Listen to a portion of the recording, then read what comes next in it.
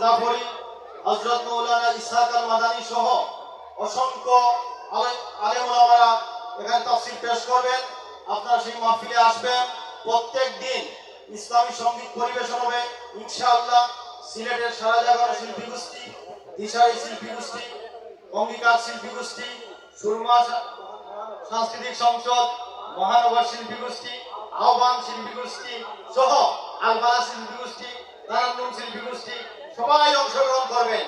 আপনারা সবাই অংশগ্রহণ করবেন ইনশাআল্লাহ। শুধু আপনারা নয়, সিলেট বাসীকে নিয়ে আসবেন।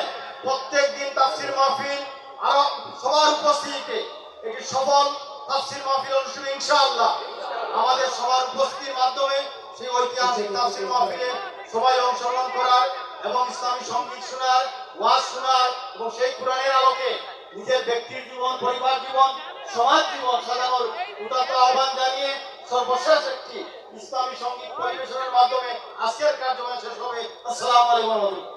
কোন একদিন দেশের আকাশে কালেমার পতাকা উঠে গেছে।